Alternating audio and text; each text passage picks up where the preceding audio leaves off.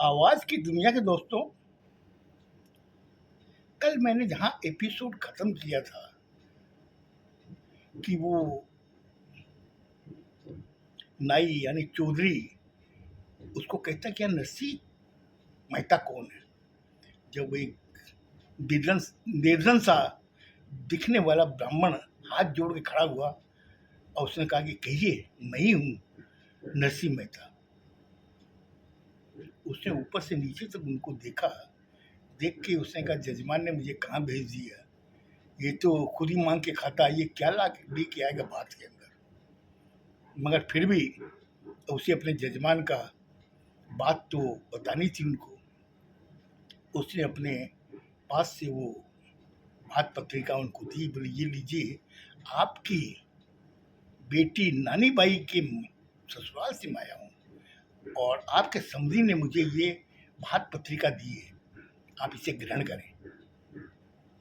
उसने जब नरसिंह मेहता ने ये सब बातें सुनी, उसने कहा मेरी बेटी के ससुराल से आए हो, चलो चलो अंदर आइए अंदर आइए। बड़े आदर सत्कार के साथ उसे अंदर लेके आया, वहां उनको बैठाया। लेकिन नरसी के दिमाग में बस एक ही चीज घूम रही थी कि इनको क्या मैं सत्कार करूं, क्या इनको नाश्ता करवाऊं। मेरे पास तो खुद को खाने के लिए नहीं है, इन्हें भी मैं कहाँ से खिलाऊंगा।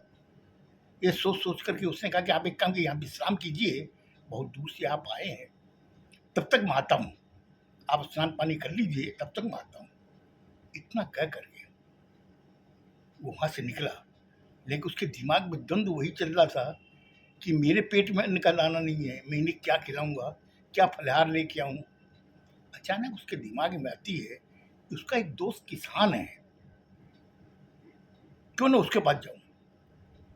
बहुत बड़ा उसका खेत है, उसके पास गया। जब उसने कहा कि देख भैया, मेरे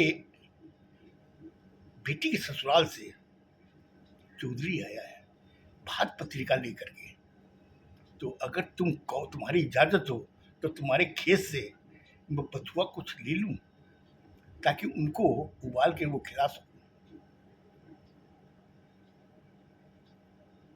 उस किसान ने कहा कि क्या बात है, ले ले, तेरे को जितना चाहिए उतना ले जा।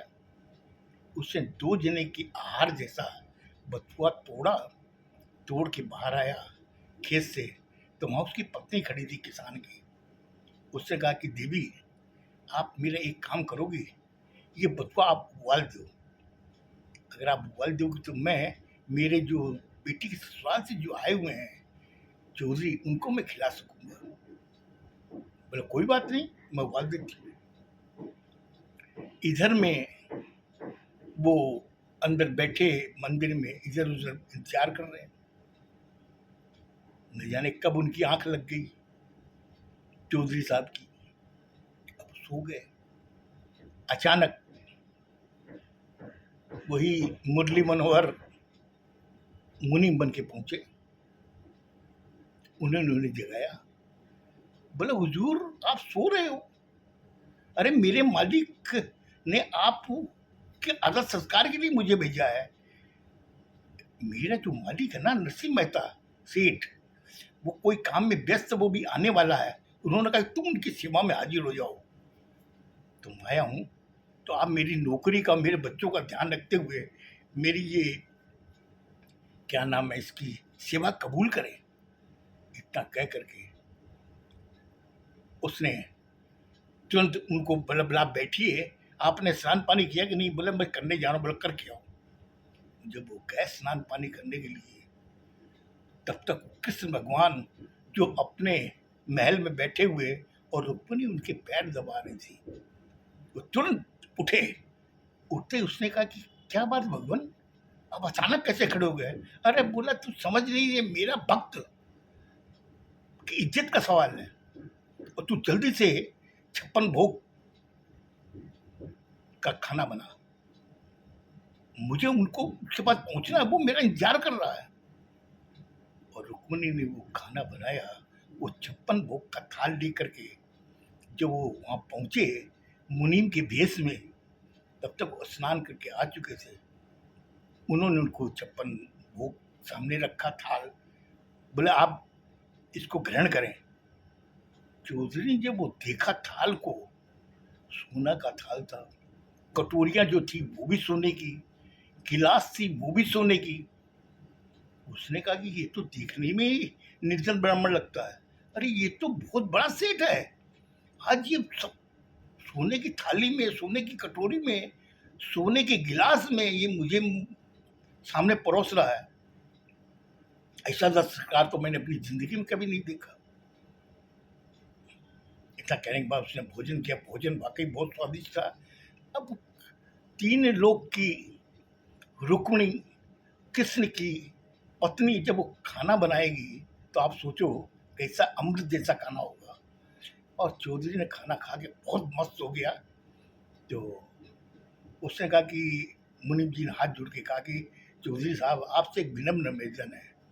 बोला कहिए। बोले ये जो थाल वगैरह जो है ना, और जो गिलास जूते हैं, तो इसको क्या कि हम लोग वापस रसोई घर में नहीं ले जाते हैं। हम लोग क्या करते हैं, बाहर में जो बास्केट है, कूड़ादान है, वहाँ फेंकते हैं। अगर आप इतराज न करें तो आप इसे रख लो। इतना कहना चौधरी तो गदगद हो गया। उसने कहा ये सोने के थाल, सोने की कटोरी, सोने की गिलास, सोने का लोटा, बोले ये इतना तो बोले वो जिंदगी में नहीं कमा पाएगा। उसने कहा नहीं नहीं आप चिंता मत करो मुनीम जी, मैं ले जाऊंगा। आप अपने सेठ को कहना बहुत अच्छी मेरी खातिर की है, अब मुझे थोड़ा विश्राम करना है।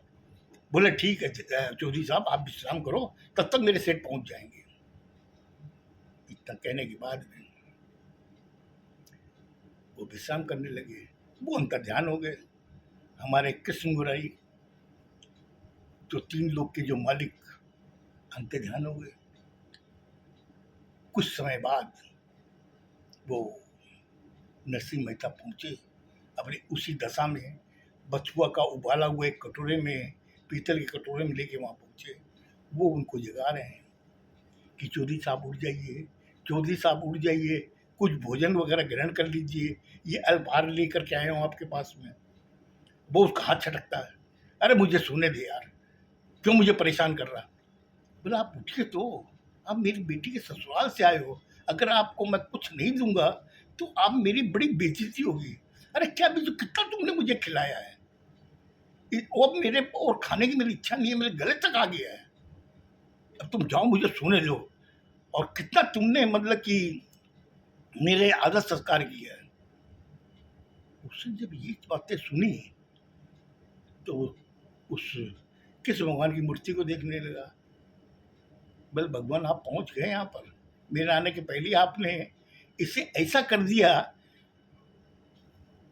आपकी लीला आप ही जानो, आपकी लीला मेरे बस की नहीं है। तब तक वो चौधरी उठा। उठने के बाद भी उसने कहा कि नरसिंह मेहता, तेरी जैसी खातिर मैंने अपनी जिंदगी कभी नहीं देखी। आज मैं कम से कम 70 साल का हो गया हूँ, ऐसी खातिर मैंने आज तक नहीं पाई। और जिस बर्तन में मैं खाया हूँ, जो बर्तन सोने के हैं, कटोरी सोने की, थाली गिलास सोने की, लोटा सोने का, सब तुमने मुझे दे दिया।